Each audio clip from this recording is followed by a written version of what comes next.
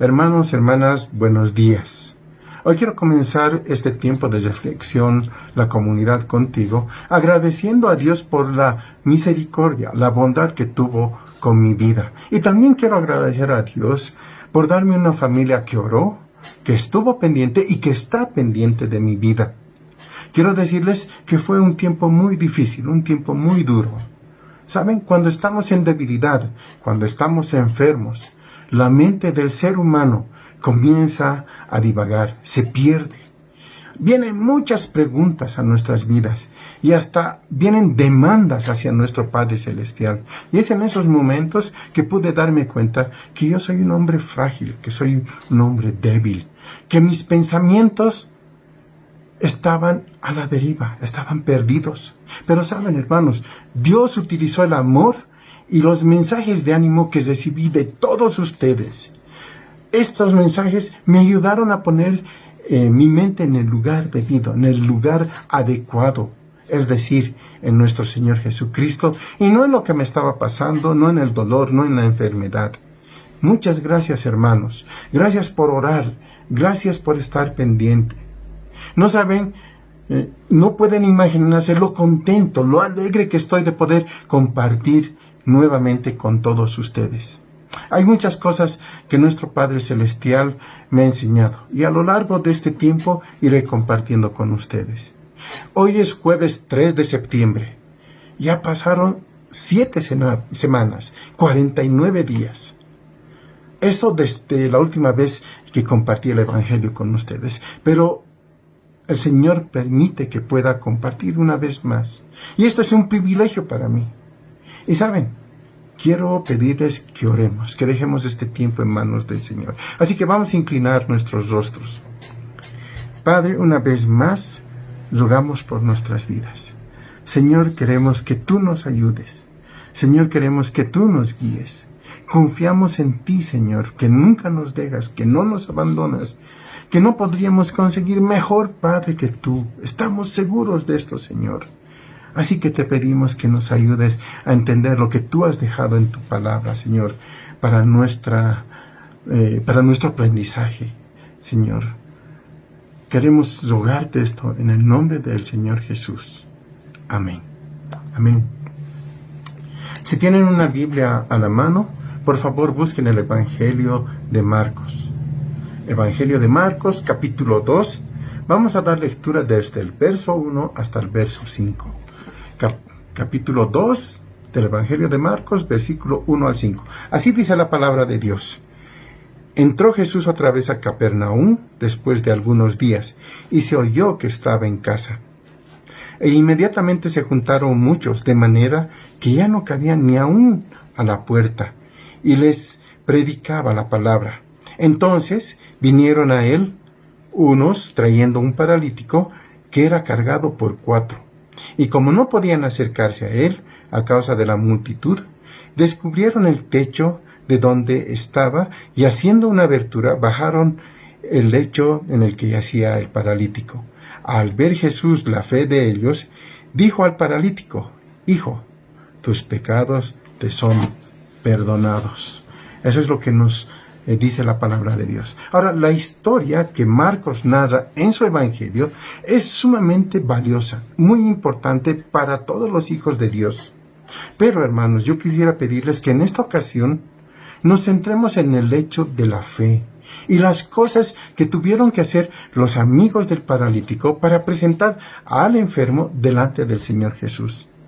El versículo 1 y 2 nos dicen así: que entró Jesús otra vez a Capernaum después de algunos días y se oyó que estaba en casa. E inmediatamente se juntaron muchos de manera que ya no cabían ni aún a la puerta, y les predicaba la palabra. El Señor Jesús había estado visitando las aldeas aledañas, las ciudades alrededor de Capernaum, y él regresó. Él estaba en la casa, eso dice la palabra de Dios, y lo más seguro, hermanos, era que era la casa de Pedro y Andrés. Ahora, si nosotros nos damos el tiempo de leer el contexto de estos versículos, vamos a darnos cuenta que el Señor Jesús estaba evitando estar en las calles, porque la gente muchas personas les odiaban con peticiones de sanidad y para echar fuera demonios, porque eso estaba haciendo en las ciudades aledañas. Así que esta situación le estaba impidiendo hacer lo que él había venido a hacer primeramente, y eso era predicar la palabra. El versículo 2 nos cuenta que inmediatamente, al saber que el Señor estaba en el lugar, muchos se reunieron y que no cabían ni a la puerta. Entonces el Señor les predicaba. Hermanos, el escenario había cambiado y podemos ver al Señor predicando la palabra. Y este verso nos habla del poder que tenía el Señor para atraer a la gente. Y el propósito para atraer a la gente era que le escucharan, que escucharan sus enseñanzas, que escucharan lo que tenían que decir. Además, hermanos, él enseñaba como quien tiene autoridad, no como los escribas, no como los sacerdotes. Ellos habían estado enseñando por mucho tiempo, pero sin autoridad. Ahora, podemos ver que en primer lugar, la gente estaba asombrada de sus enseñanzas. En segundo lugar, la gente estaba asombrada por lo que él hacía, y esto no se puede negar. Todos estaban dispuestos a estar de pie fuera de la casa con tal de escucharle hablar. Algo importante es que una de las razones por las que estaban tan asombrados era porque el Señor Jesús no les rechazaba. Les recibía donde Él estaba. No era necesario ir a la sinagoga, no era necesario ir a Jerusalén, hasta el templo. Se reunían donde Él estaba. Y lo que Él hacía era enseñarles, era predicarles el Evangelio. Ahora, en este tiempo, hermanos, de pandemia, de enfermedad, la iglesia no se puede reunir en un mismo lugar. ¿Sí? Los hermanos no pueden estar cerca. Se necesita cumplir con las normas de bioseguridad. No se puede hacer una reunión para orar por los enfermos. Pero esta situación no es un impedimento. La iglesia del Señor, aún estando en diferentes lugares, es una sola. Está unida por el Espíritu Santo. La iglesia puede ponerse de acuerdo para apoyar, puede ponerse de acuerdo para ayudar a otras personas en sus necesidades. Y también, hermanos, puede ponerse de acuerdo para orar por los enfermos. La iglesia se sostiene en las enseñanzas de su Salvador y Señor. La iglesia es fuerte porque escucha, porque atiende a su palabra. Esa palabra que da salvación, esa palabra que da vida, esa palabra que fortalece, esa palabra que anima, que da esperanza. Cada vez, hermanos, que nosotros escuchamos la palabra de Dios, nuestra fe se fortalece. Ahora, tenemos que preguntarnos, ¿qué es la fe?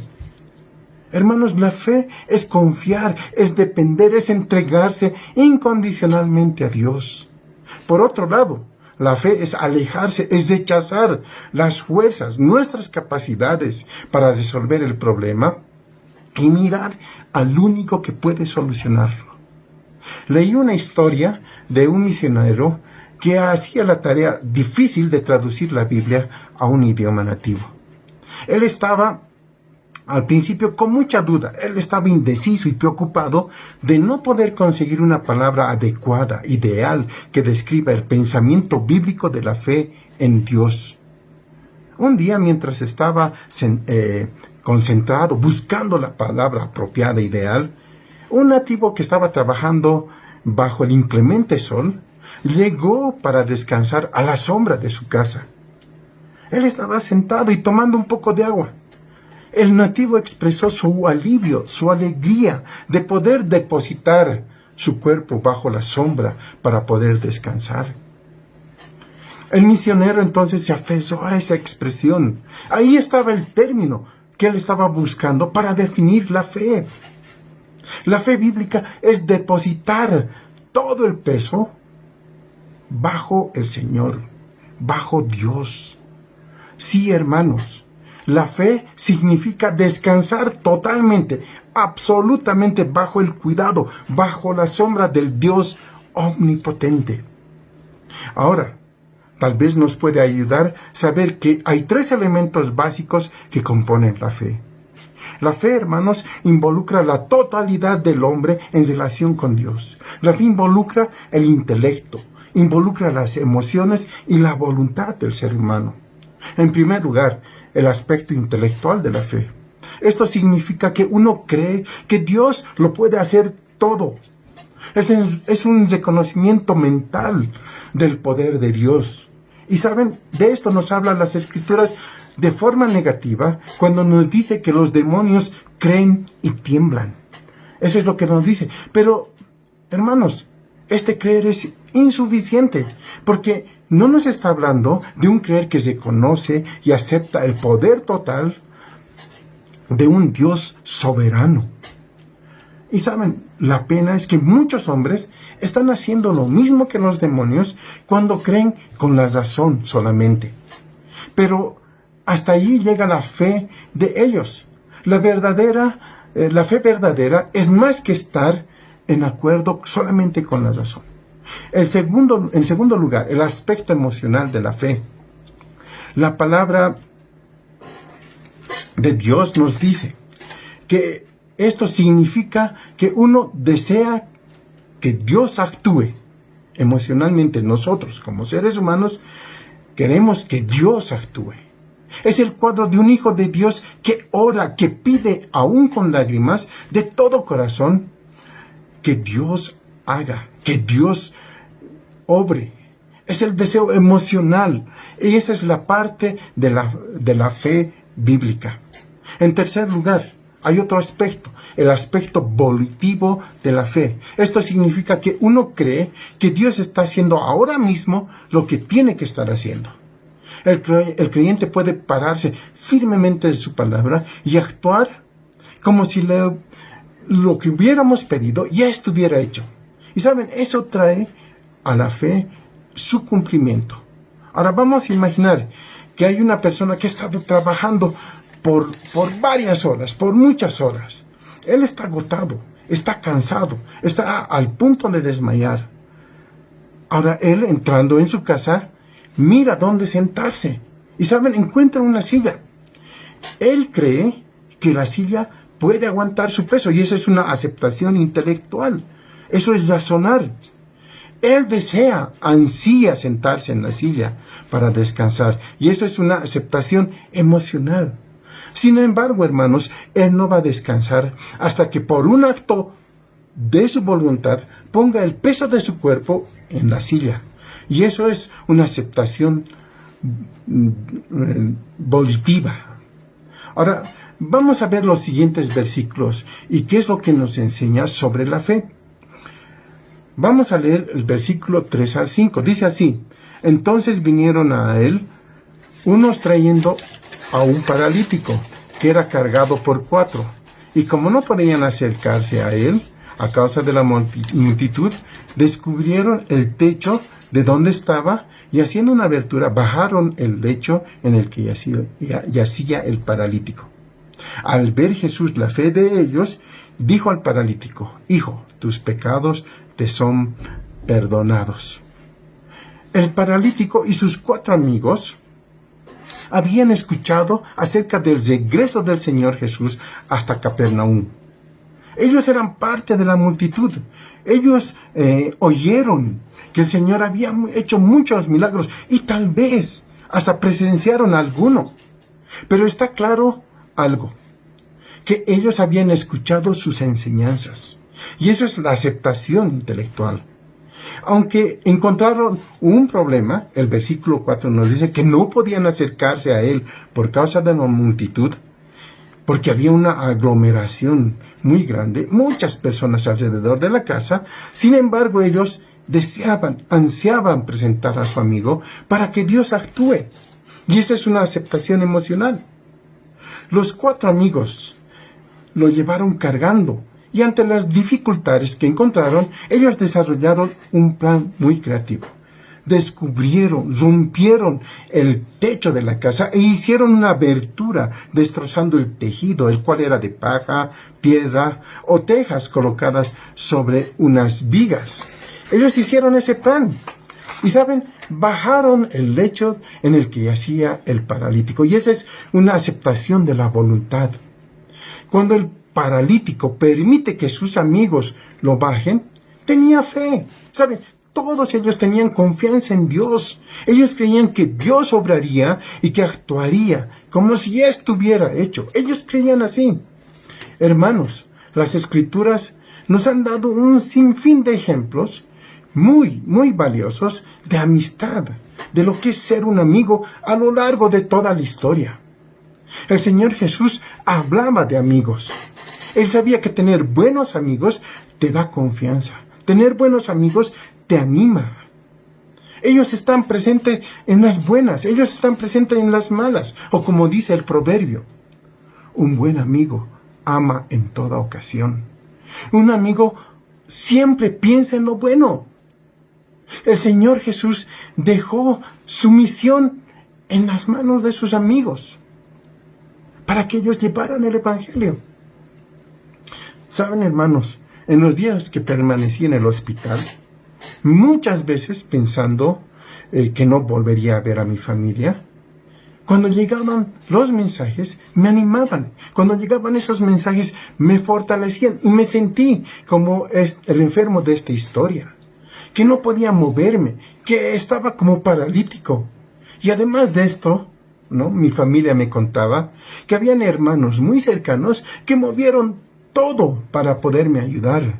Ejercieron fe, y aunque había mucha gente enferma, me presentaron delante del Señor Jesucristo. El versículo 5 dice, al ver la fe de ellos, dijo al paralítico, hijo, tus pecados te son perdonados. El Señor Jesús sabía lo que estaba pasando.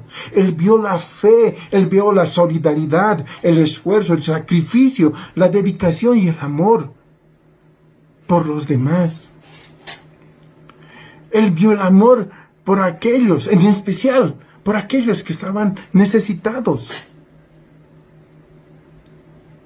Hermanos, hermanas, como iglesia del Señor, nosotros debemos continuar ayudando a los que más necesitan. Nuestra fe debe demostrar con nuestra solidaridad, con nuestro amor, mostrando esperanza a todos los que necesitan. Hermanos, nuestra fe debe hacernos creer y actuar como si ya hubiéramos recibido lo que estamos pidiendo. Hermanos, tenemos un desafío grande de continuar ayudando, de continuar favoreciendo a nuestros hermanos y también llevando el Evangelio del Señor a aquellos que aún no lo conocen. Debemos hacer esto porque aún tenemos tiempo. Vamos a orar. Padre, ayúdanos a vivir una vida conforme a la fe, Señor. Te rogamos que nos ayudes a vivir de esa forma, Padre. Permítenos confiar en ti constantemente, Señor. Que nosotros dejemos nuestras fuerzas para poder resolver los problemas. Y que podamos, Señor, afirmarnos en nuestra fe, sabiendo que tú eres el que obra. Sabiendo que nosotros estamos bajo tu protección, bajo tus alas, bajo tu amor. Que nosotros podemos seguir llevando tu palabra. Que podemos seguir ayudando. Que nosotros, Señor, podemos seguir trabajando, mostrando lo que has hecho en nosotros. Señor, deseamos darte la gloria. Señor, concédenos que nosotros podamos honrarte. Señor, ayúdanos a mantener nuestra fe centrada en ti, mirándote solamente a ti. Esto te rogamos en el nombre del Señor Jesucristo. Amén. Hermanos, gracias una vez más por orar.